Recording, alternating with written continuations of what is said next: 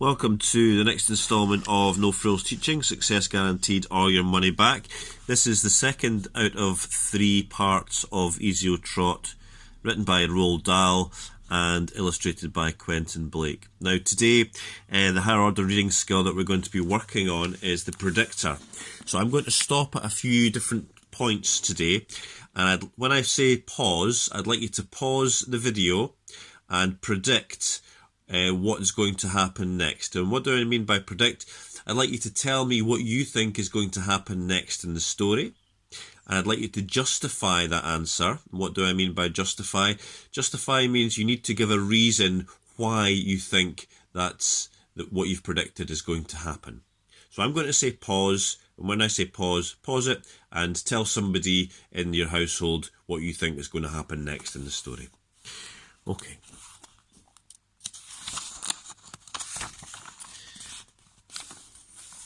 Back in his flat, Mr. Hoppy was simply quivering all over with excitement. "Your slave for life," he kept repeating to himself. "What bliss!" But there was a lot of work to be done before that happened. The only furniture in Mr. Hoppy's small living room was a table and 2 chairs. These he moved into his bedroom.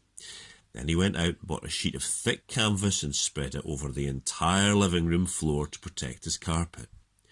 Next, he got out the telephone book and wrote down the address of every pet shop in the city.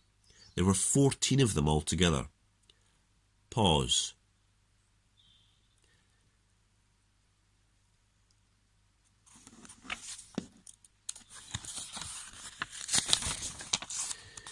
It took him 2 days to visit each pet shop and choose tortoises. He wanted a great many, at least 100, perhaps more, and he had to choose them very carefully. To you and me, there's not much difference between one tortoise and another. They differ only in their size and the colour of their shells. Alfie had a darkish shell, so Mr. Hoppy chose only the darker shelled tortoises for his great collection. Size, of course, was everything. Mr. Hoppy chose all sorts of different sizes, some weighing only slightly more than Alfie's 13 ounces, others a great deal more. But he didn't want any that weighed less. "Feed them cabbage leaves," the pet owner told him. "That's all they need, and a bowl of water." When he'd finished, Mr. Hoppy, in his enthusiasm, had bought no less than 140 tortoises, and he carried them home in baskets, 10 or 15 at a time. He had to make a lot of trips, and was quite exhausted at the end of it all, but it was worth it. Boy, was it worth it. And what an amazing sight his living room was when they were all in there together.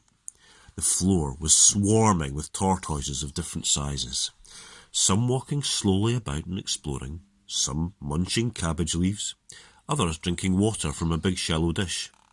They made just the faintest rustling sound as they moved over the canvas sheet. But that was all. Mr. Hoppy had to pick his way carefully on his toes between this moving sea of brown shells whenever he walked across the room. But enough of that. He must get on with the job. Before he retired, Mr. Hoppy had been a mechanic in a bus garage, and now he went back to his old place of work and asked his mates if he might use his old bench for an hour or 2. What he had to do now was to make something that would reach down from his own balcony to Mrs. Silver's balcony and pick up a tortoise. This was not difficult for a mechanic like Mr. Hoppy. First, he made 2 metal claws or fingers, and these he attached to the end of a long metal tube. He ran 2 stiff wires down the inside of the tube and connected them to the metal claws in such a way that when you pulled the wires, the claws closed, and when you pushed them, the claws opened. The wires were joined to a handle at the other end of the tube. It was all very simple. Mr. Hoppy was ready to begin. Pause.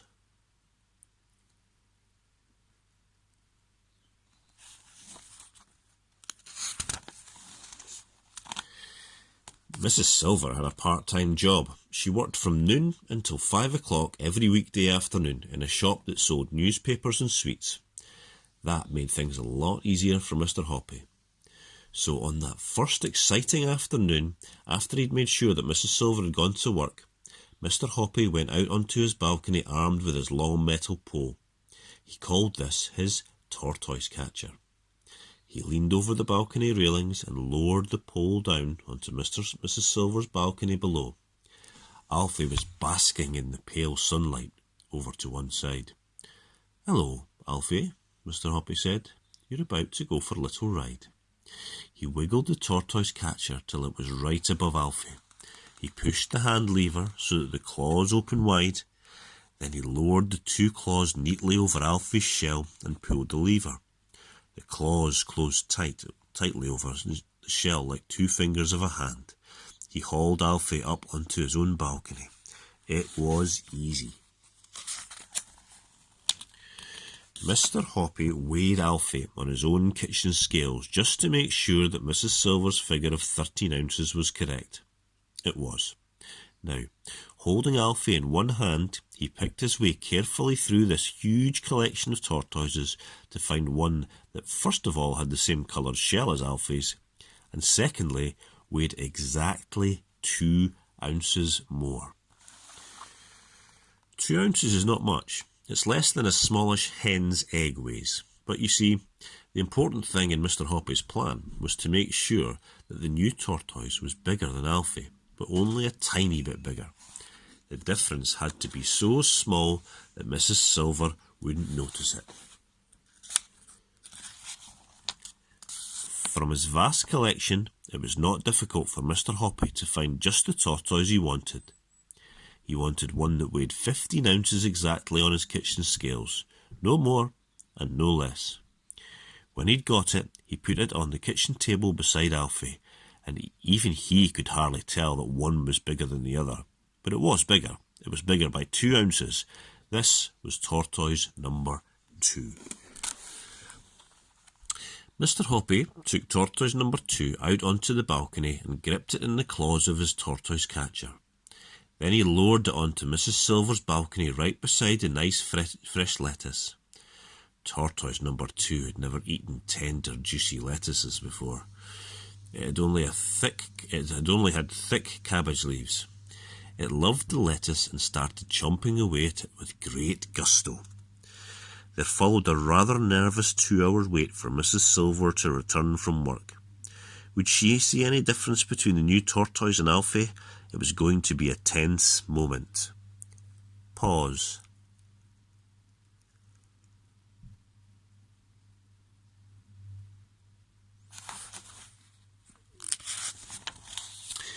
Out onto her balcony swept Mrs. Silver.